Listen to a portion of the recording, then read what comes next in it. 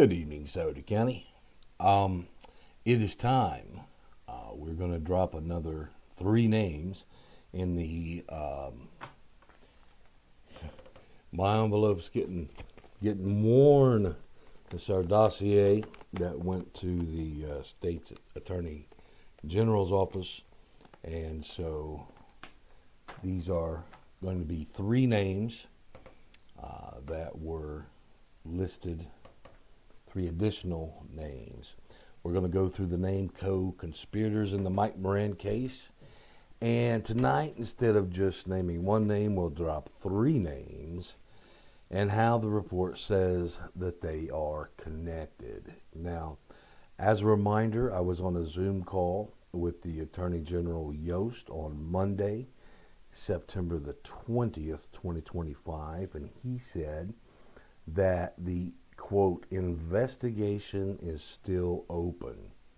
He further stated that the statute of limitations has run out on some of these folks and that the investigation in its current form will be handled by a quote, higher court.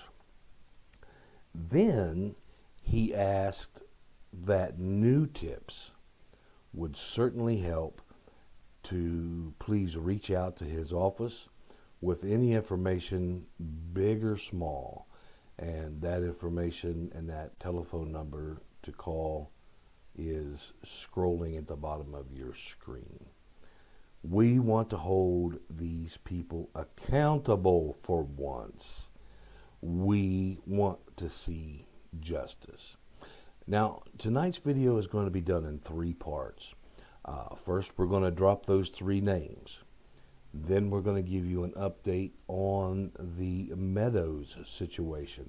There has been, as we supposed, there has been some rumblings and some new developments there. We'll update you on that. And then we're going to ask you some questions about why evidence was allegedly held. Listen. We're going to ask questions why evidence was allegedly held at someone's house for 7 years. This part of the video will absolutely have the courthouse in a tizzy come morn. So let's start with the first name of the 3. We're going to drop some names here. Our first up on this list is Albert Schwab. Albert Schwab. Schwab's involvement was revealed when he was mentioned in the interviews conducted with Victim I and Victim J. Victim I advised that she had met Schwab through Mearan and had sex with him multiple times, even flying to Florida and staying at Schwab's summer home in Lehigh Acres. We're going to come back to that. Detectives traveled, this is Portsmouth detectives.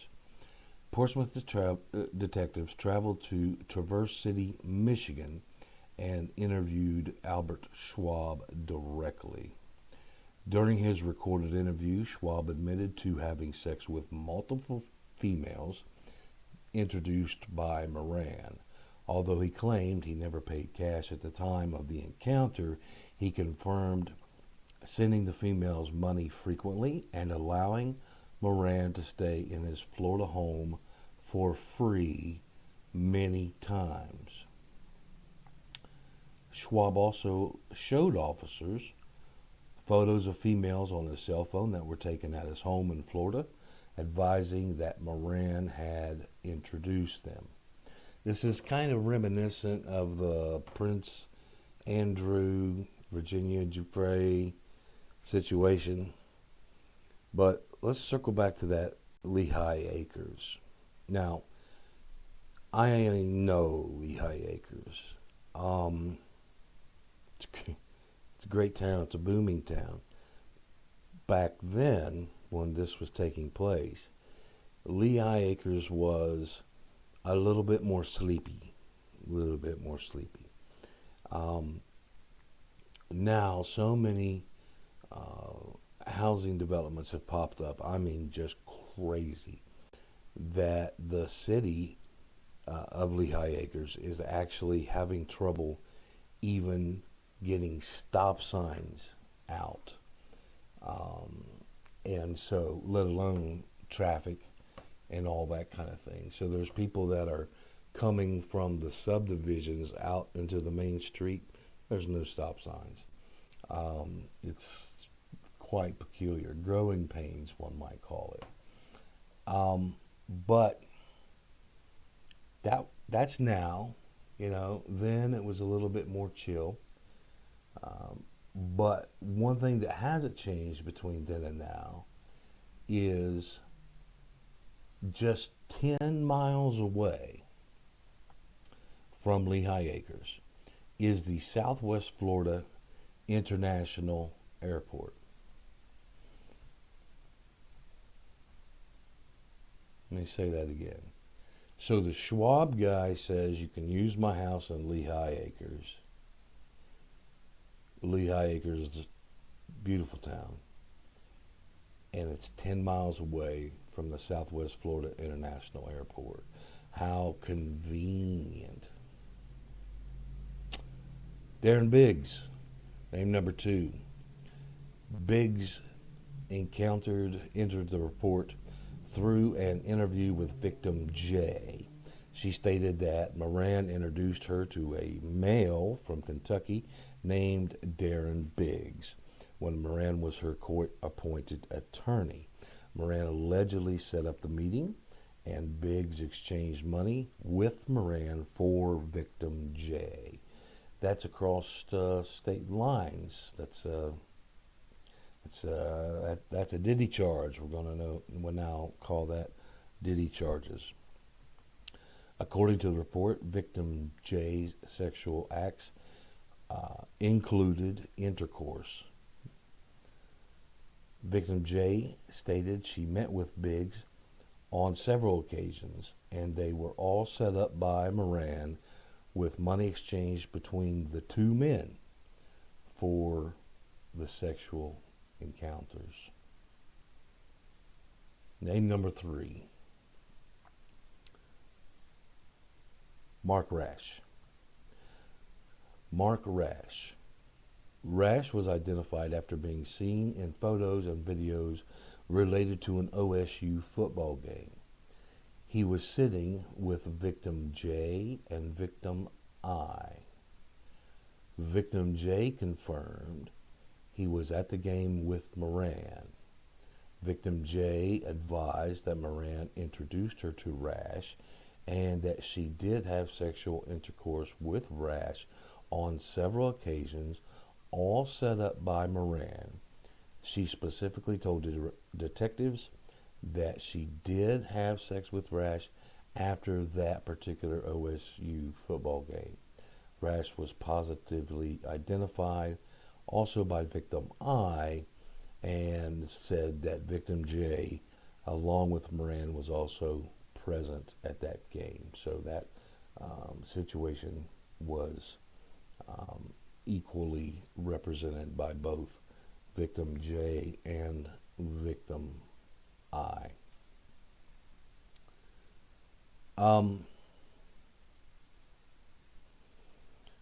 Individuals providing corroboration and direct testimony. Several women provided crucial information, detailed accounts of their interactions, introducing allegations against the attorneys and other figures.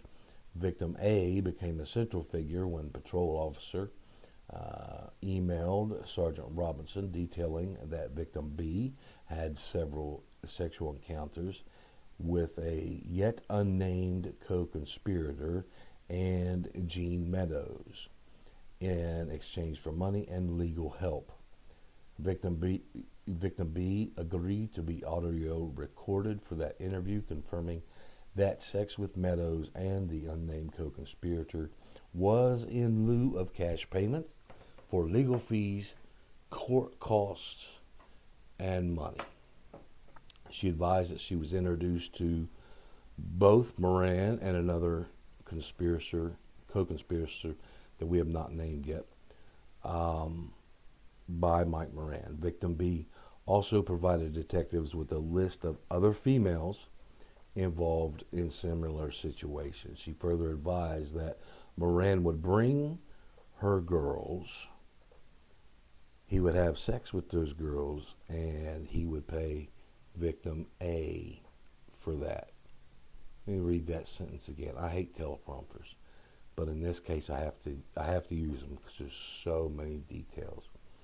She further advised that Mearan would bring her girls. He would have sex with those girls, and he would pay victim A for that. Victim B's entry into the investigation began while she was incarcerated at the Scioto County Jail. She spoke to a parole officer. Negative. She spoke to a patrol officer asking to speak with a detective about some drug intel. During the subsequent recorded interview, victim B advised that Mearan used his position and her legal situation to force her into sexual encounters with multiple men, including Darren Biggs and Mark Rash. Victim B was later confirmed to have flown to Florida with Mearan and victim H, with Mearan purchasing tickets using his own credit cards. The report indicates, like Scioto County's very own Epstein, 79 flight logs. Think about this. 79 flight logs and information were collected. Victim H approached the Portsmouth Police Department initially requesting to discuss drug intel. She subsequently advised officers that she had been a victim of human trafficking and agreed to a recorded interview. Victim H confirmed the trip to Florida that victim B had spoken of. She advised that Mearan sold her to men for sex. She advised she had sex with Mearan and 3 other men while in Florida, acting as a, quote, stripper. So this brings up an important point. Victim H advised that Mearan had asked her, and we mentioned this before, and this is very important when we get to a little bit later in the video, so put this in the back of your mind.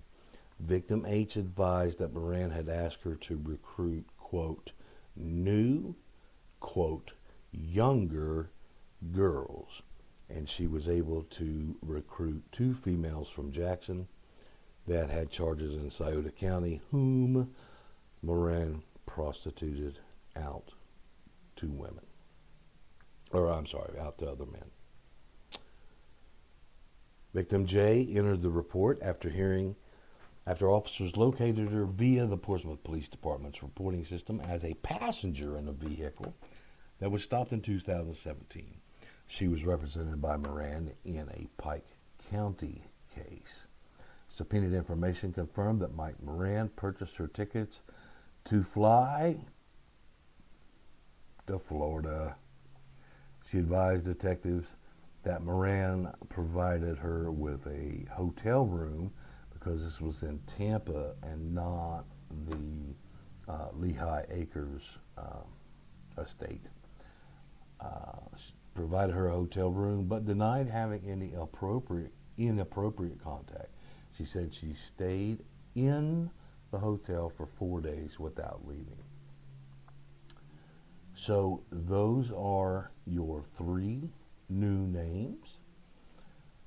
And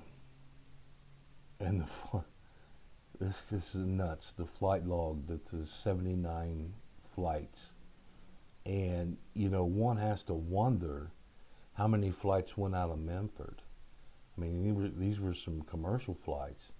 But how many flights went out of Memphis? How many were on the RV, the infamous RV, with stickers in states that we've already confirmed are places where things went down? So, okay, the update on Gene Meadows. You think these videos don't have an impact? They do, folks. And it's not because of me, it's because of you. You watch them, you share them, you get people connected. And so one of our investigative partners was contacted by a person within the Ohio State prison system. One of the victims wants to talk to us. The statute of limitations, listen, this is going to be important, an important theme throughout this video. All right. The statute of limitations has not run out on the case that this well-placed source has been in contact with the victim and says that this victim is ready to share exclusively with SCDN her experiences. In addition, we've received word that an indictment is forthcoming or may have already been filed at the state level. And that's without having the statements that we'll be getting from a key victim in that charge very soon. So remember, we have one known underage victim. My question to you, one known underage victim, do you really believe that there was only one? Is it statistically, realm of probability, intuition, your gut? If there's one named underage victim in all this, do you think it's possible there's more? Those statute of limitations have not run out. There's still time to come forward. It's important to say, I believe you. We at SCDN, we all believe you. We don't victim blame or shame. Only in the sunlight can the flowers bloom, whether they're real or solar. But you've been in the dark for far too long. Please call that tip line that you see scrolling at the bottom of your screen. Now we've got some questions. Have you ever heard of the expression, never ask a question you don't really already know the answer to? But these questions are things that you, the public, my friends, these are questions that you need to ask. When we're done, you'll know exactly who to ask. And we will do that right after this very, very quick message.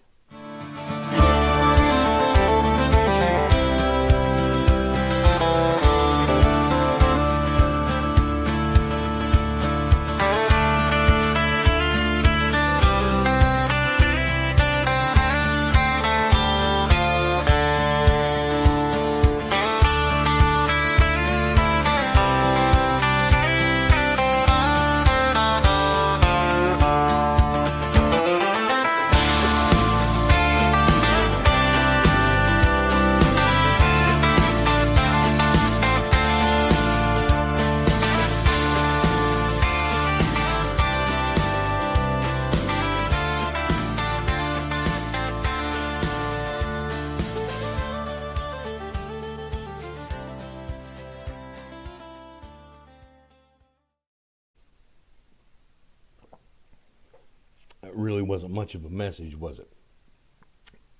I needed to wet the old whistle in my, where is that here, SCDN thermos, And this is no joke. This is from Yeti. It is a Yeti thermos, and it is fantastic. And believe it or not, it looks brand new. It's like 5 years old. It is fantastic. So I needed to refresh. Okay, now we have some questions. These questions are going to be the talk of the courthouse tomorrow. These questions. Now remember, I said, never ask a question you don't already know the answer to. But then I also said these are questions that you need to be asking, making contacts, making telephone calls, and demanding answers. Because I'm about to break the internet. Now, that's a big claim, but get ready. That's why I had to have a drink. Allegations have been put forth that records were removed by courthouse employees from the courthouse and kept in an individual homes to keep them from investigators. Allegations have been put forth that records were removed by court employees from the courthouse and kept in individual homes to stay away from the investigators. This is a clear obstruction of justice and tampering with evidence if confirmed. At least one of these alleged evidence tamperers is a female. That female is working in the courthouse right now. She was there today. She'll be there tomorrow. The Ohio Revised Code is very clear about the exception. Now listen closely, you evidence tamperers, Miss Lady. Allegedly. I'm going to have to just put allegedly on this scroll.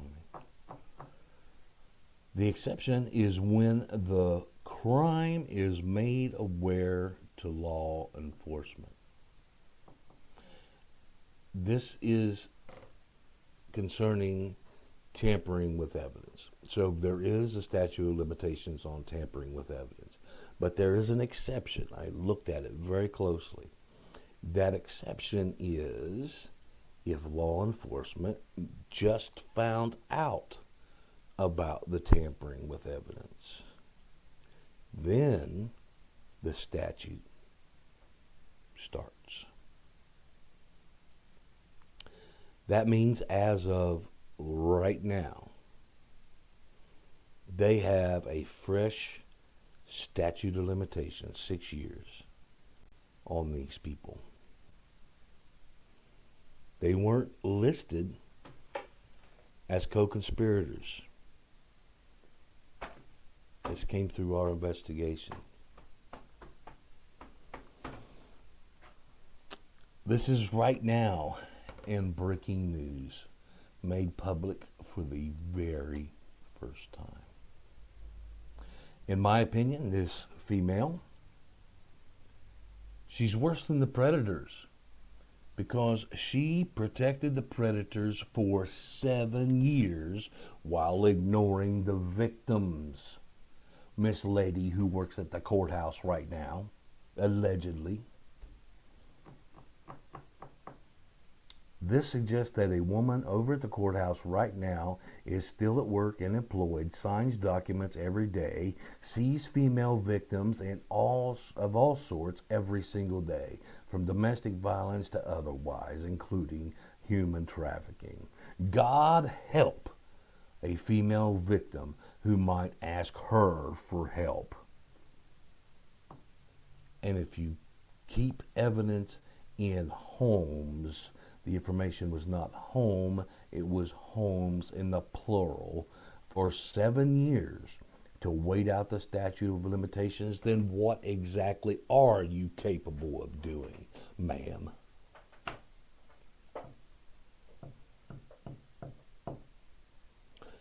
I can hear the courthouse abuzz right now.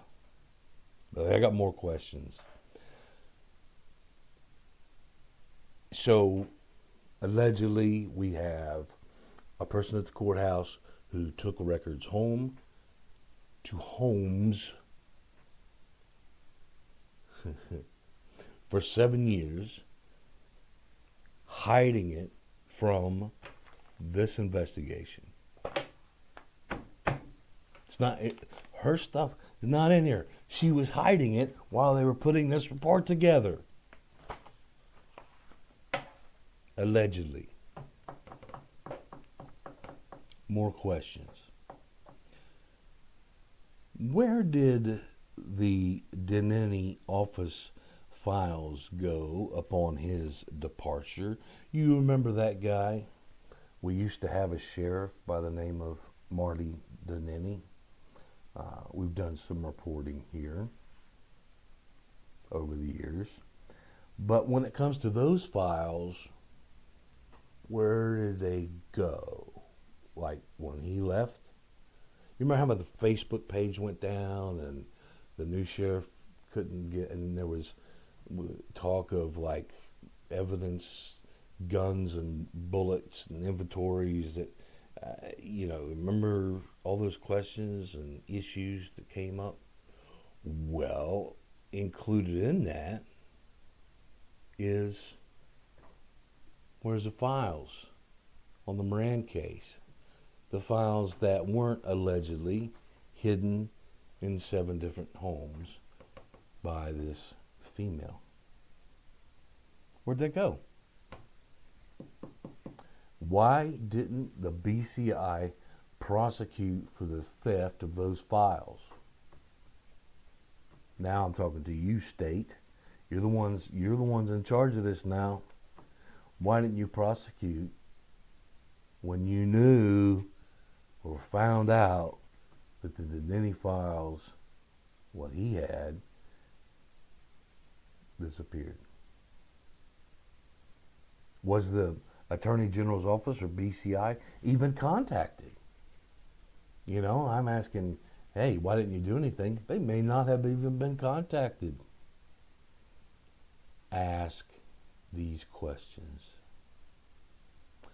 All right, here's our closing section. This is tough. I thought long and hard about this section. Thought about how I was going to do it or not do it. So, according to my teleprompter, we're going to do it. I want to talk to more of these victims because victims should be believed. Secondly, I hope that others who hear these stories will please come forward about this case or any other. Now, listen to the seriousness of my voice.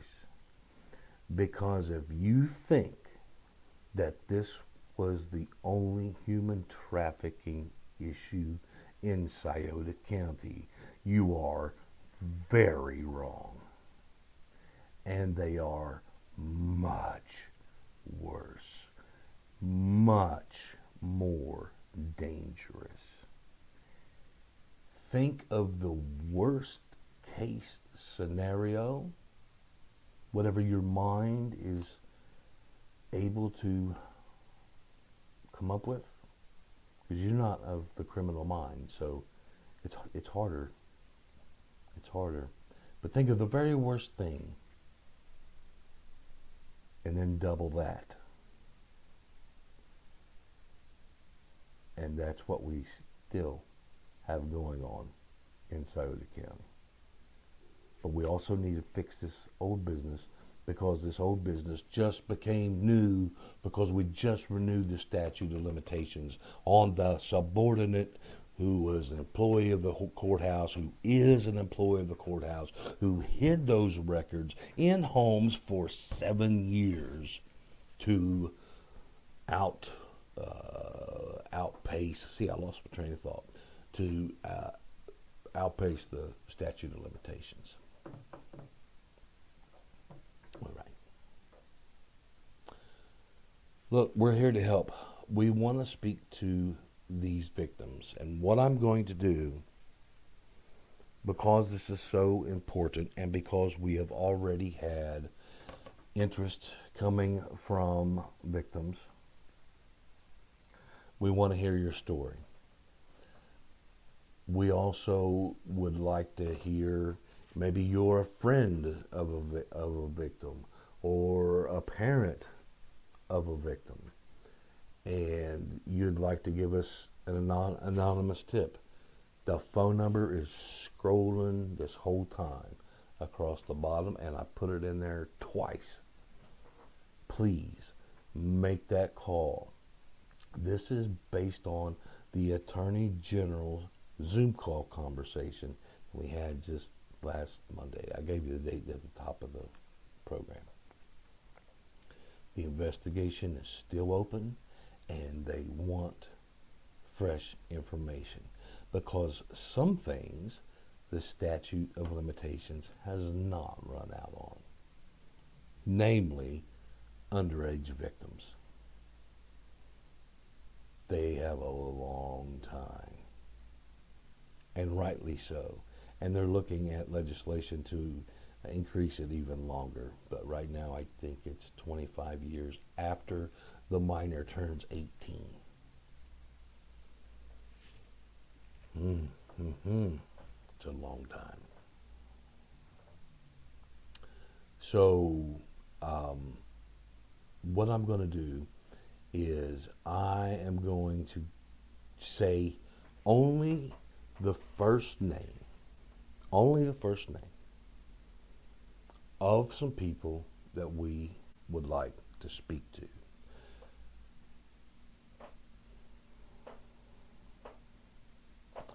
The names are relatively common.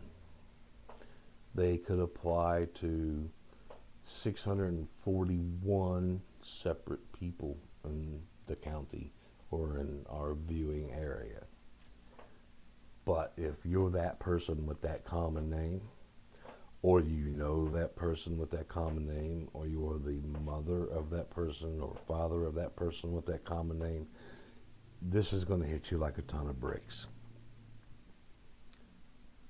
But I'm not putting you on blast. I'm showing a genuine interest that we need to talk. So here are the names, the first names only, of the victims that I would like to talk to personally, who should also contact the tip line that's scrolling just to give updated information. Even a simple, I'm still here waiting for justice. Okay? However you can reach out, please do. How do you reach me? You go to our website, hit the Contact Us button, select Submit a Tip. That message comes encrypted and will be sent to me and will be highly anonymous, because also the server that houses that is in a totally different state. So we have taken great caution on that. So these are the girls that I would like to talk to personally, and I would hope that they would call the tip line and just remind the Attorney General that you're still here, and your victimization. And it was explained to me by, I'm being careful to choose my words because I'm off script. It was explained to me by victim C through the person in the um, Department of Corrections,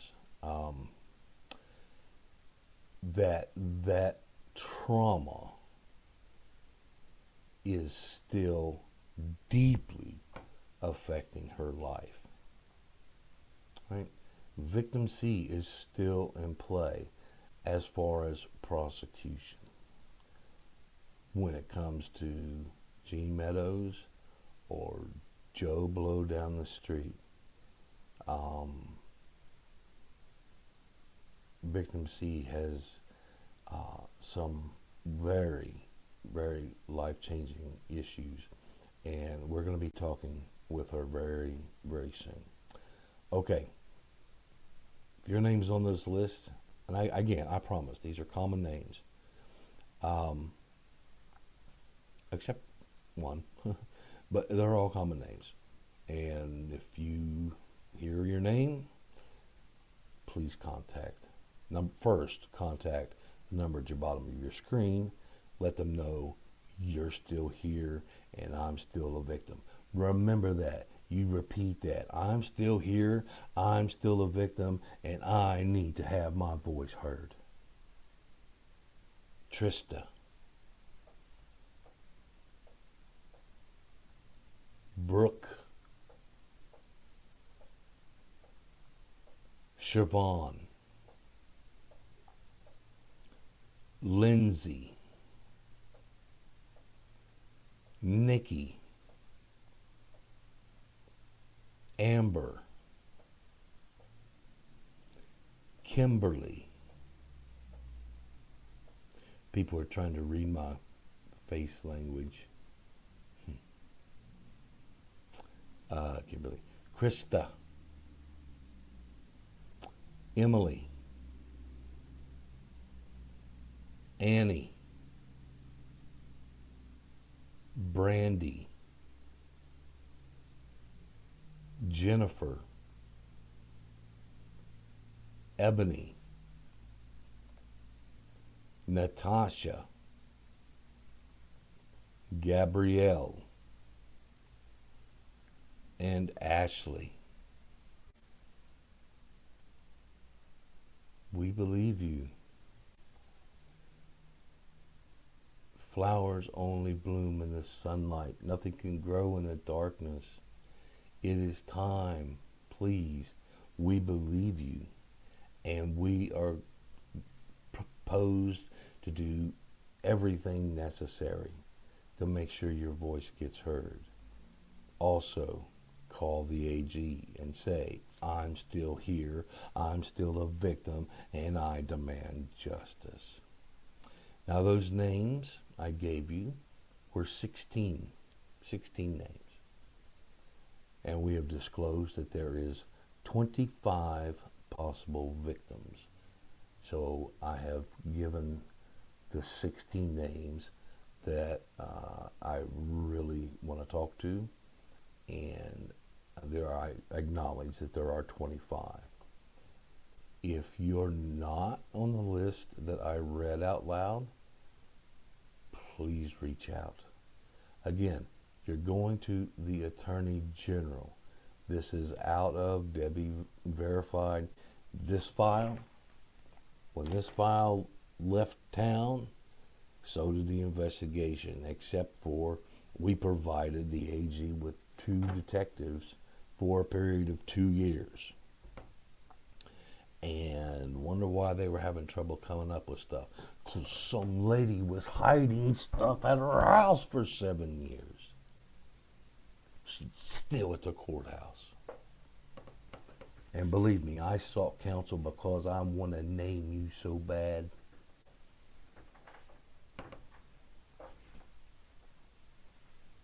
You're a terrible, terrible, terrible person if these accusations are true. All right, folks, this is what we have. If your name was on that list, please reach out. Please, please reach out. and we will continue to bust down more. We'll give you update after update after update. We are going to have a special, and this is a wonderful idea by our illustrious head writer, what I consider our editor, my number one hombre, my dude, Sin, and she suggested that we put this all together in one of our evening newsletter that you should subscribe to, please, because the algorithms doesn't show everything to everybody. We're pushing almost 70,000 people. When we put in a article, it does not. People don't understand, and that's okay.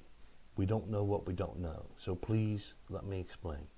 When we put an article in and we hit send, it does not instantly go out to all 70,000 people, though I wish it did. It goes in tiers, and it goes in tiers based on engagement. So how many people have, if you've left comments or if you've left, faces or whatever, if you share, whatever, then you become what's called a tier A. And so you get the article first. Based on what tier A does, it goes to tier B, then to tier C. There is some stuff that nobody ever sees. And I'll prove, people always say, that's not true. Let me just give you a real example. Have you ever, on your own feed, your personal, you got yourself, 500 to 2,000 friends, and you make a post. And your average likes that you're going to get on a post. When you hit publish, you're going to get about that many. But for reasons unknown to you, all of a sudden, you're seeing likes and comments from people you haven't heard of in a year and a half. You didn't even know they looked at your stuff anymore. It's because they hadn't seen it. They weren't in the algorithm. It's because the people above had selected it, reacted to it, engaged to it, commented on it, and it made it through that tier A, that tier B, and that tier C. That's why you suddenly have a burst of views. That's how things go viral. That's the algorithms, man. That's what makes the world go round. And the best way to avoid the algorithms is a direct conversation between you and I in that SCDN newsletter. And it supports a local business, supports local journalism. Let me think how many multimedia companies that report about Scioto County are actually located in Scioto County. Hang on a second. One, us.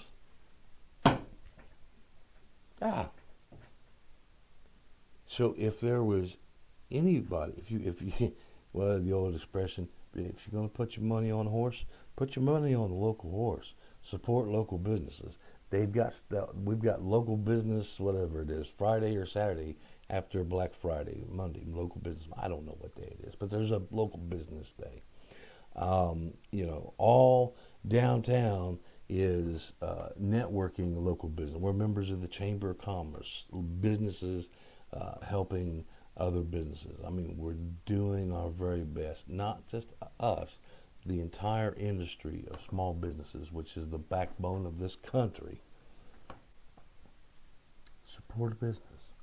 Support an actual local media company, multimedia, I call it, because we're in audio, we're in film, we're in print. I mean, we're literally cover all forms of media, and the only one that does that for Scioto County, natives of Scioto County, we're the only one actually here in Scioto County.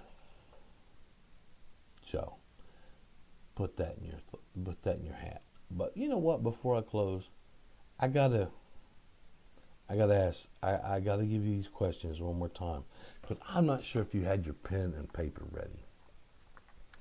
So here are the questions one more time. Okay. The first question I said was, are you willing to, does it make any sense to you if there's one underage victim that person was the only underage victim? What does your own gut tell you? What has history shown you? If we know about one underage victim, that's the only time that ever happened.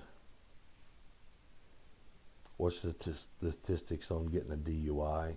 You drive 75 or 80 times drunk before you get your first ticket, something like that. You know, I used to say, you know, my mom, she would say, oh, I hated this. She would say, is there anything you want to tell me? And my answer was always, nope. No, there is not. What I'd like to know is what you're mad about, and let's take it from there and discuss that. So here are some questions that you need to be asking tomorrow morning.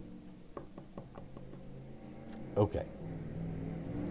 Who ordered a subordinate to keep incriminating investigatory files at their house until the statute of limitation expired?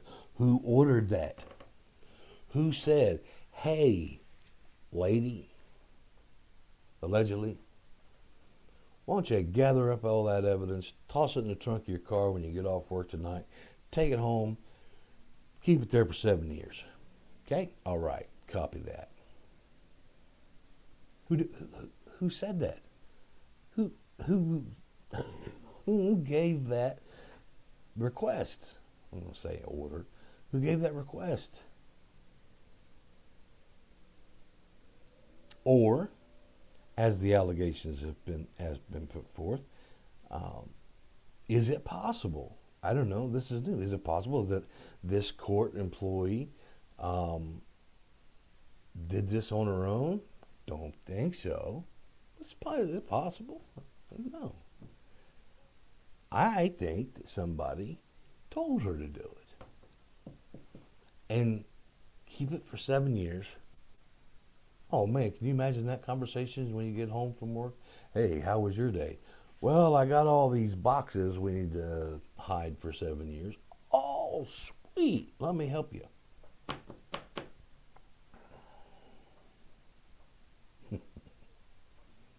Still there today. Still working within the court system today.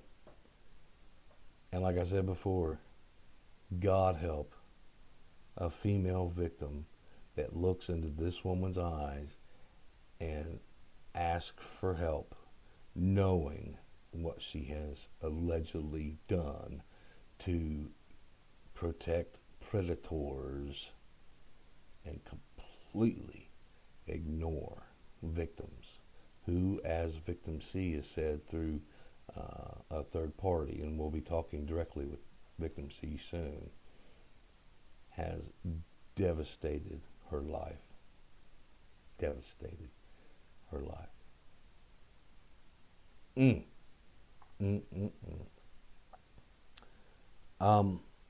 then the next question, where did the Deneni office files go upon his departure? Where'd they go? Where did they go? And why didn't the BCI prosecute the theft of those files? But you also have to ask, was the AG and BCI even notified about these files? All right, folks, we broke some news tonight. I'm going to break the internet. Take your popcorn and go to the courthouse tomorrow. Just watch all the whispers. Thank you. Have a good evening.